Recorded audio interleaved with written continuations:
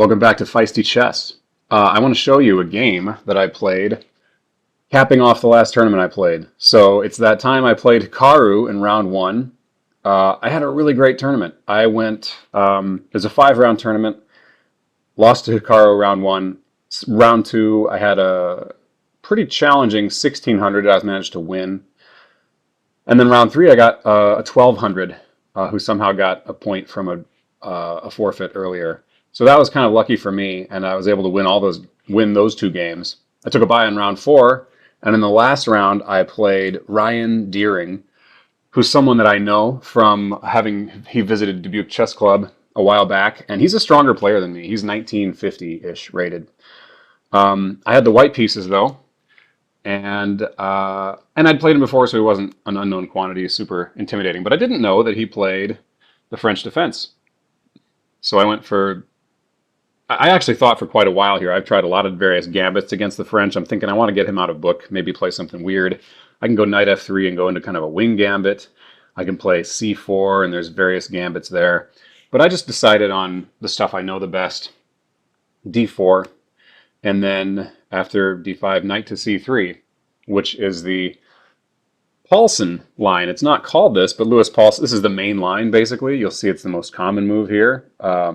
50% of the time. It was Louis Paulsen that first played that, our local hometown hero here in Dubuque. So I feel obligated. I have to play that. Plus, I just think it's the best move. And the main alternative here is the Tarrasch idea of knight to d2, which just does not. I don't want to talk about that. I just don't think knight d2 is can't be the right move. Knight c3. That's where the knight belongs. Okay. I expected the winner. I expected bishop to b4.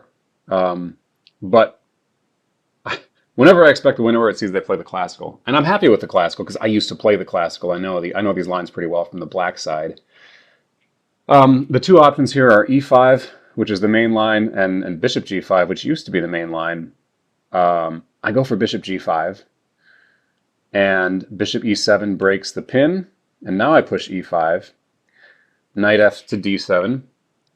And I can trade off. The main idea here is to trade off the bishops on e7. And now I've lost my bad bishop, and he's lost his good bishop. But we've traded off bishops, and that also benefits black, who's kind of cramped for space. I decide to play a gambit that I know, the Alekhine-Chatard Gambit, which is h4. Now, black doesn't have to accept this, but my opponent did quite quickly. Ryan grabbed the bishop, and then even more quickly grabbed that pawn on g5 with the queen. Okay, I'm going to turn off the arrows here, or at least the computer. Okay, from here, you might think I can gain time on the queen, knight f3. Knight h3 is the main move. The reason is we're going to use this diagonal to get our queen out in a minute. Okay, so he goes back to e7, and I'm down a pawn, but look, I've got this awesome file for my rook, and my pieces are coming in with lots of initiative. Here comes the queen, g4. Although knight f4 apparently is the main line here. I go with queen g4. It makes more sense. It's moving the queen again, or moving a new piece, and putting pressure on g7. So g6 is played.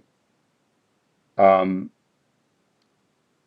now I played a move that my opponent didn't expect. No, the main moves are knight g5 and castle long. Okay, so here my opponent expected me to play castle long, which is the book line that he knows. But I was out of book by this point. I know there's some ideas, I don't know particular lines. And I usually get my bishop on d3, so that's what I did. And now I have the option of castling both sides. I'm probably going to castle queenside if I castle. But this gets another attacker in the game. You might think this bishop looks kind of strange aiming at g6, which is so solidly guarded right now. But it does dissuade black from castling. And this point might not always be that solidly guarded, and we'll see that later in the game. In any case, and you can imagine if black castles here, oops, if black should castle, and then we'll have to look at these moves. Knight to g5, he'd have to play h5 at that point, but then I can just take with a rook, take here, take with the queen, and I'm looking at mates on g7. He probably has like f6, f7, f5 ideas. because I'm attacking h7. He can guard along the 7th rank, but I don't even know if I need to sacrifice the rook. It just looks really strong. So he's probably not going to castle kingside anyway, but he's definitely not now. And I got my bishop out. Okay, knight to c6. I'm not sure that is the recommended move here. We're already kind of out of book, but that's the one master game. The knight c6 was played, and now castles is the move that's played. But I get frisky. Well, I don't get frisky. I get a little protective, overprotective of this bishop. I play a3, and my queen for now guards the d4 pawn, although that's a little bit tenuous. But I just don't want the knight coming to b4. But this is too slow, and I played a move like this in my game with Hikaru too. I should just castle, or maybe play my next move right away, which is this threatening-looking knight g5. But I play here. If the knight should come to b4, he can take the bishop at any moment with check, and I don't have that. Really limits my tactical possibilities. So maybe it's not a terrible move. a3. It says, I mean, the computer says it goes from draw to draw here, and that's something that's. Right, white is down a pawn, so the computer saying draw here is notable. Okay, knight to b6, and now I could just castle, but instead I go for knight to g5. Not the best move, but it is a threatening move, and it provokes some weakening of the king side. So my opponent plays h5. If he plays h6, I can just ignore it because he can't take the knight. I've got the rook in the corner, so that's pinned. But h5 I have to deal with, because I considered letting him take the queen in some lines and seeing what I could get for it. But I backed the queen up to g3, and now he can take on d4. And he probably should, although bishop d7 is another good idea. And he plays bishop d7. That apparently is the best move. But he could get away with taking on d4. Note that if I'd played queen to f4 here, he could still take on d4, because if I recapture, then my knight hangs on g5. Anyway, so that's why I went queen g3. I want to keep the queen aimed at this spot, because the bishop and the queen are both aimed at that, and I'm planning on weakening that. So I've got my ideas here. He goes bishop d7, and the computer tells me to just castle here, but I spent a long time and found a wild move. Knight takes f7. So it's hitting the rook. It is forcing. He can't take with the queen, because if he does that, then bishop g6 will just pin and win the queen. He's got to move that rook. He can't castle while that knight is on f7. So he should take it with the king here. And at this point, things are better for black. Black is about a pawn up, but it looks really scary. And that's the thing about playing a sacrifice like knight f7. You will scare your opponents into making inferior moves, because he's too scared to play the best move. I'm not trying to be dismissive to my opponent. He actually said he was, in his way of putting it, he was saying, I just wanted to get castled and keep things simple and play a game of chess.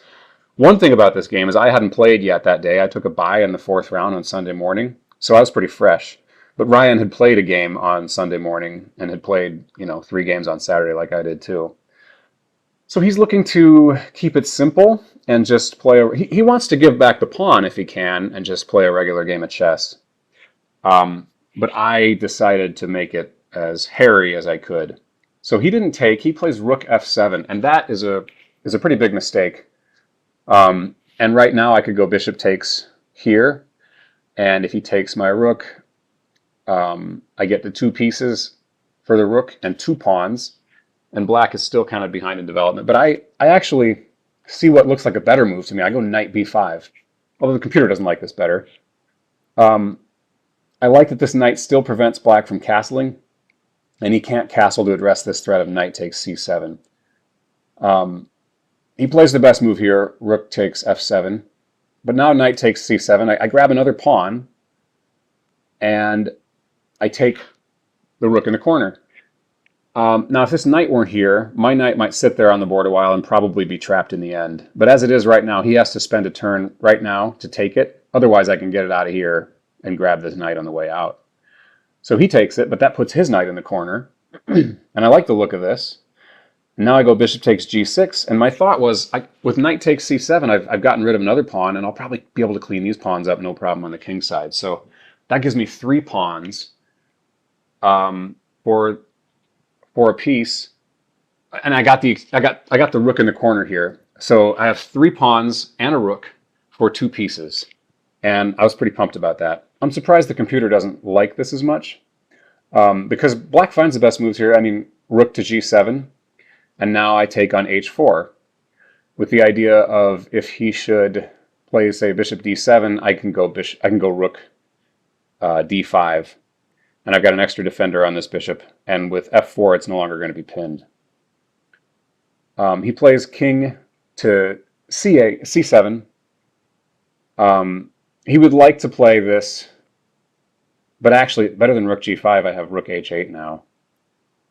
And that pins that bishop, and it's looking good for white. So he moves his king first. He's planning on playing bishop up. And now I get castled, finally. And probably he should have taken this pawn right away with threat. With the threat on c2. I can't castle to address this threat because notice that opens me up for that big giant fork on e2. So I'd have to play something else, maybe rook c1, or maybe just king f1, give up the pawn. King f1, I'm probably okay. But this is much more comfortable. After he goes king c7, that gives me time to just castle and put my king to safety and get this rook defending my pawn. So now I'm very happy. He plays bishop e8 on attacking my pinned bishop, but I play rook g5. And now he has this idea of bishop f7 and playing queen to f7, or queen to e8 to pile up on the pin, but it doesn't really work. Anyway, I can break the pin with f4, and that's what I do. He gets his other knight in the game, takes him a little time here.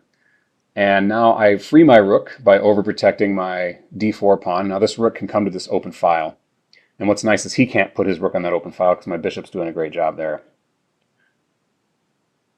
Okay, but he does activate this knight and get it mildly threatening on c4.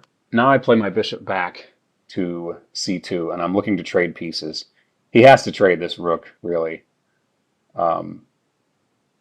He can't go here because the bishop takes. So he just trades, and I take with the queen. And my rook is going to be a lot better than his 2 knights without the queens on the board. Plus, I just have a big material advantage in the form of 3 pawns for that rook for 2 minors. So he doesn't want to trade queens, and I know that. If he did trade queens, we would go into this ending where I would have 2 doubled pawns as passers. But that gives me open files for my rook. And yeah, it would have been maybe a trickier win. But he knows his practical chances lie in keeping the queens on the board. So he goes queen f8. I play queen f6, pinning his bishop. He gets out of the pin with queen to g8, and now I think for a while. I am getting low on time. I think for a while, and I play rook h1. I'm giving up this pawn. After all, I know I can take this bishop with check. That's got to be good. So Ryan, I'm in time trouble a little bit right now. Ryan's got a lot more time on his clock, and he makes a good effort at a swindle here. Queen takes g2, and now I take the bishop with check. And his king, so he's down in exchange now, and I'm up 2 pawns as well. But his king is a lot safer. His king is free from really all threats right now, and he's got some initiative. I do have to move this rook or defend it, but I find a really nice move that defends everything from a long distance, which is queen h7. So queen guards the bishop, and the queen guards this rook. And importantly, the queen can come back along this diagonal to enter the fray again. And there's a last kind of stinger on here. Ryan goes for knight takes, he gives the check. He gives this check. And now I run to b1, my only move. And now my bishop is pinned here because there's a mate on b2 if it moves. And he goes for this nice idea, knight takes d4. These arrows are kind of spoiling things here. But I looked at this for a while. I spent about half the time I had left, maybe 5 out of my 10 minutes, just looking at this. And I think I can probably get away with taking that. I can take this knight. And I saw in my mind, I didn't really see anything that was really bad about that. And I thought, I'm up a rook. I'm up a whole rook here and like a couple of pawns. If I give up another pawn or something to trade queens, then that's all for the good. So what I played is queen to d3. And that forces queen trades. He goes like this. I take. He comes there. Fortunately, I have a2 for my king. And now he can throw in another check here. But then after I go back to a1, he doesn't really have anything else. And he resigned here. So that was a relief. And I won my game 5 and all my games except the game with Hikaru. But what I didn't realize is that I couldn't actually take this. Because after queen takes d4, and you just have to visualize this, what's being threatened that I didn't see is a mate on b2. And there's only one way out of that mate. I can't defend b2 thanks to this bishop sitting in the way. I can't bring the queen or rook here to defend. I have no moves to defend. I don't even have an intermediate check to throw away a piece to bring the queen back here. I have to move the king. He's threatening the mate on b2. I have to move the king over to c1. And then he could take, but that would kind of let me go. He instead has a perpetual. He can just come back to d2, and my king goes back here, only move, back to d4, and we have a perpetual. Now that's not something I saw when I played, instead, queen to d3. But it is a really valuable lesson that even at my rating level, even when you don't see something, wisdom can be enough. Wisdom can get you there. And I was wise enough just to want to trade queens, simplify. I see 2 knights and a queen around my king. Even if I don't see the concrete threats, I should probably expect that there might be threats that I don't see, and just bring the defense back and force a queen trade. I knew this would force a queen trade because, say, if he goes here and tries to grab another pawn, I can take that knight with check, forcing the queens off the board. Queen takes, and then pawn takes, and I just got an easy endgame with a whole extra rook. So that was kind of hard to resist from just a practical standpoint. So that was a nice little trap attempt by Ryan, a nice little horsey gift he gave me, and if I had accepted that gift, it would have been a draw, and I would have been so disappointed with that game because I fought really hard in this game. I used almost all my time, and it was the kind of game you love to play. A very feisty game, one very appropriate for the channel. We've got the Alekhine-Chatard Gambit, and accepted, and now we are down a pawn, but we are in it to win it. We are fighting for the non-material compensation, and we don't know the book all that well, but that doesn't mean we can't play good moves and threatening moves. Knight g5, and then knight f7. And this is one important lesson from the game that either one of us could have learned the hard way, but Ryan was one that got unlucky enough to learn this the hard way, is that when sometimes the calculation comes for you and you can't avoid it. And your opponent can force you into an uncomfortable situation. That might be the best move. Like king takes f7 is the best move, but look how scary this gets after queen takes. There's only one move, and then the rook comes in, and it looks like you're getting, mated here. But you've got resources. You've got bishop e8. You've got knight d8 if you should need to hang on to f7. And black has all of his pieces playing enough to defend. But that just looked really uncomfortable for him, and he wanted to skirt those difficulties. But at this point, I mean, rook f8 was the move he came out with on principle. Now, the rook does look like it's doing stuff, getting into the game. You're just giving a pawn back, but you're going to get 2 pieces for that rook. But even here, bishop takes g6 is winning. My move, knight to b5, is less winning, although I thought it was better for me. Remember, this rook hasn't really even played yet, so it'd be better to maybe let it go. But I saw lines where if I took here, take, take, take, and then black can castle. And then I just didn't want to give black the comfort of castling, so I kept up the pressure like this, and I think it worked out well for me. Um, and I had a nice material advantage the rest of the game, and had to be careful for the counterplay, and then found this wise move. Even though I didn't see all the threats, I found the best move. And at the computer, I wonder if this is the only move. No, there's other moves. You can go queen g6. You can just kind of ignore the threats as long as the queen defends on the diagonal. But queen d3 is the most forcing way to simplify. And yeah, here's where Ryan resigned. And I went 3.5 out of 5 in the tournament. Took a draw as a bye, and took a hard loss to Hikaru Nakamura. If only I'd had white against Hikaru, maybe I would have had a chance. So it feels really good. I keep telling myself, well, I played about as well as any other grandmaster would play. I lost as black to Hikaru Nakamura, and then I won all my other games. So yeah, this was a nice and feisty one. So I wanted to show this one as well. I'll put a link to the Hikaru game as well. If you haven't seen that, I'd urge you to check that out. That one got a lot of attention. So stay feisty, folks. I'll see you next time.